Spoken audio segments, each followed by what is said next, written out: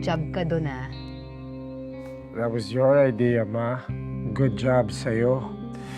Sigurado ako ngayon palang nangangatog na sa takot yung tanggol na yan. Kapag natuntun natin ang grupo nila, pati na rin ang pinagtataguan nila, mapapatay na natin ang hayop na tanggol na yan, Ma. Sana nga mangyari na yan.